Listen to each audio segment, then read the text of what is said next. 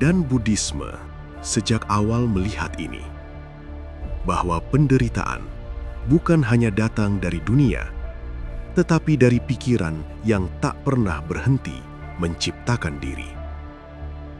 Manusia bukan menderita karena lapar semata. Ia menderita karena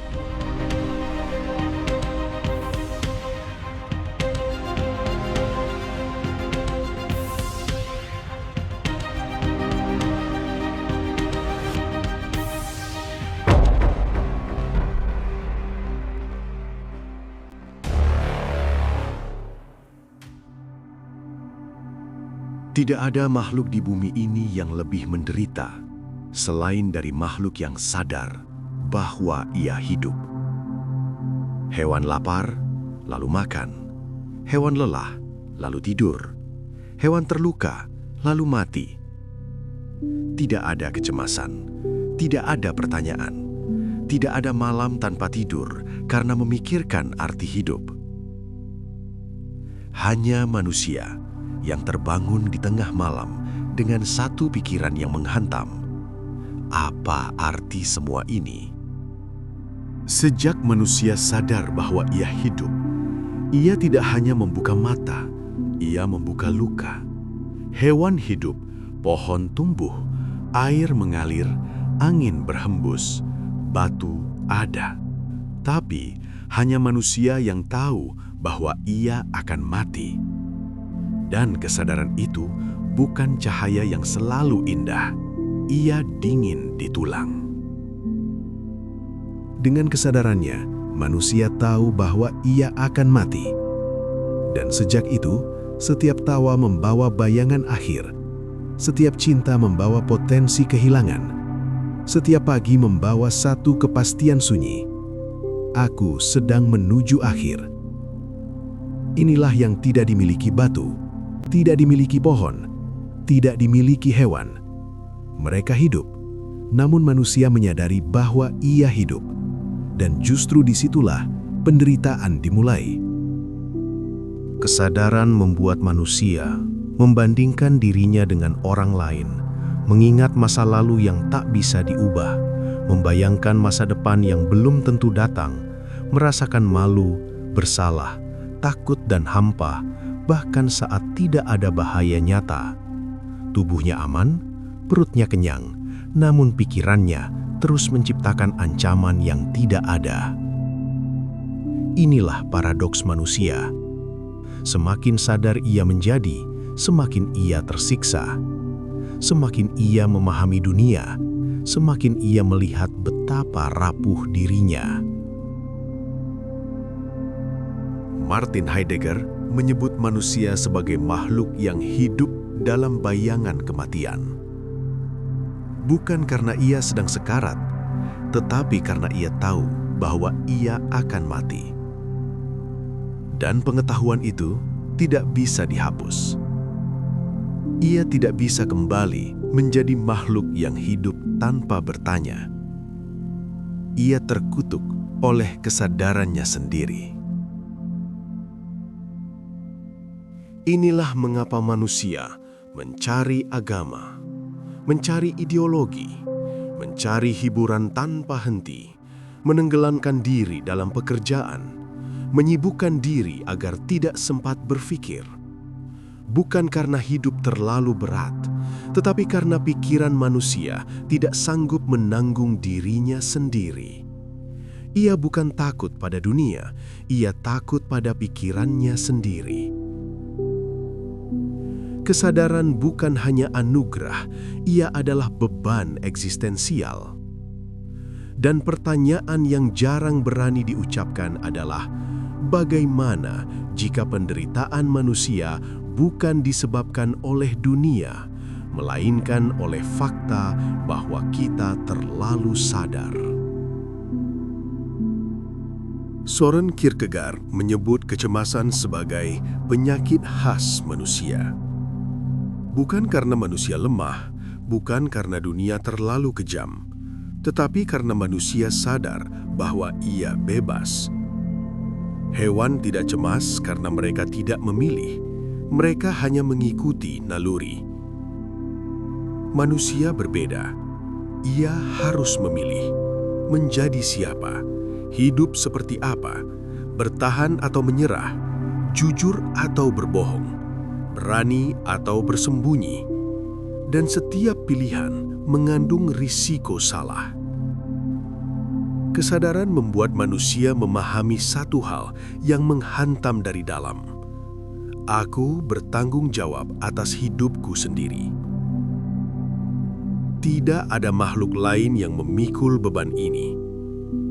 Kecemasan bukan muncul karena bahaya nyata, ia muncul karena kemungkinan gagal, kemungkinan salah, kemungkinan hidup ini sia-sia. Heidegger menyebut manusia sebagai makhluk yang terlempar ke dunia. Kita tidak memilih lahir, tidak memilih tubuh, tidak memilih zaman, tidak memilih keluarga, namun kita dipaksa bertanggung jawab atas semuanya. Kita lahir tanpa peta, lalu dituntut menentukan arah. Inilah sumber kecemasan terdalam manusia. Hidup ini harus dijalani, tetapi tidak pernah diberi petunjuk. Dan karena manusia sadar akan itu, ia mulai gemetar. Bukan karena dunia mengancamnya, tetapi karena hidup tidak memberi jaminan apapun. Erich Fromm melihat satu pola besar. Manusia tidak tahan berada sendirian dengan pikirannya. Maka ia menciptakan pelarian. Agama sebagai kepastian, ideologi sebagai pegangan, status sebagai identitas, hiburan sebagai pengalih, kesibukan sebagai anestesi. Bukan karena semua itu salah, tetapi karena seringkali ia digunakan bukan untuk hidup, melainkan untuk tidak merasakan. Manusia modern tidak berhenti berpikir, ia berhenti berdiam. Setiap detik harus diisi, setiap ruang harus bising, setiap hening harus dihindari. Karena ketika hening datang, kesadaran muncul. Dan bersama kesadaran, datang pertanyaan yang tidak bisa dibungkam. Aku hidup untuk apa? Aku ini siapa? Apa yang sebenarnya aku inginkan? Dan Buddhisme sejak awal melihat ini, bahwa penderitaan bukan hanya datang dari dunia, tetapi dari pikiran yang tak pernah berhenti menciptakan diri. Manusia bukan menderita karena lapar semata. Ia menderita karena ia memikirkan kelaparannya. Ia mengingatnya, ia membayangkannya, ia menakutinya. Kesadaran memperpanjang rasa sakit, bahkan ketika luka sudah tidak ada. Pertanyaannya kini berubah. Bukan lagi bagaimana menghapus penderitaan, tetapi bagaimana hidup tanpa terus disiksa oleh pikiran sendiri.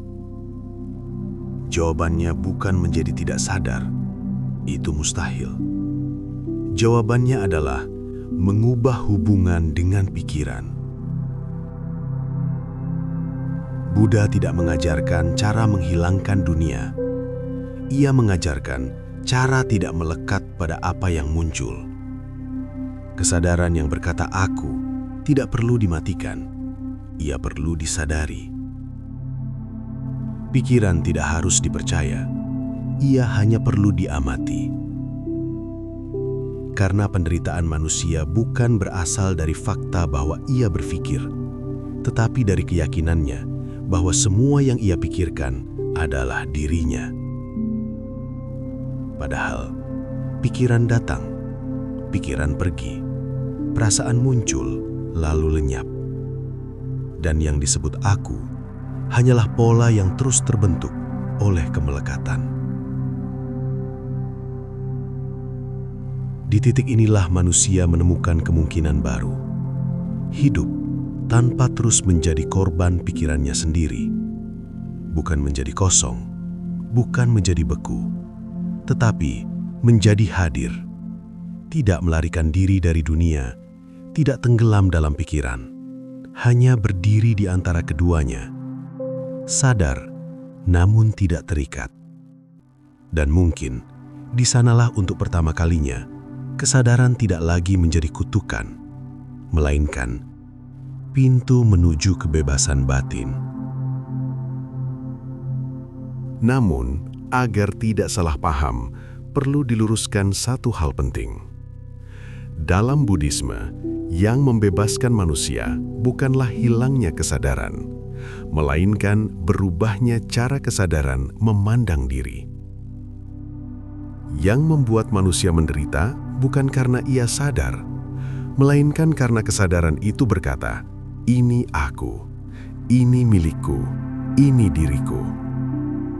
Inilah yang dalam ajaran Buddha disebut kemelekatan. Kesadaran yang mengklaim, memiliki, dan mempertahankan identitas. Dan semua itu berputar mengelilingi satu ilusi, aku. Dari sinilah lahir seluruh penderitaan, takut kehilangan, haus pengakuan, cemas akan masa depan, luka masa lalu, dan amarah ketika realitas tidak tunduk pada kehendak aku. Sedangkan anatta, tanpa diri, bukan berarti kosong, mati rasa, atau nihil. Ia berarti tidak ada inti aku yang tetap, tidak ada pusat yang berkuasa, tidak ada entitas permanen di balik pikiran, emosi, dan tubuh. Pikiran tetap muncul, perasaan tetap datang, dunia tetap bergerak. Namun tidak lagi ada aku yang harus dipertahankan mati-matian di tengah semuanya. Tidak ada lagi ilusi kesadaran sebagai pemilik pengalaman. Yang ada hanyalah arus proses yang bergerak tanpa inti. Fenomena yang saling muncul dan lenyap tanpa satupun menjadi pusat atau pemilik bagi yang lain. Inilah yang dalam ajaran Buddha disebut shunyata, kekosongan dari inti diri. Dan di titik itulah penderitaan kehilangan pijakannya. Bukan karena hidup berhenti, melainkan karena pemilik hidup itu runtuh.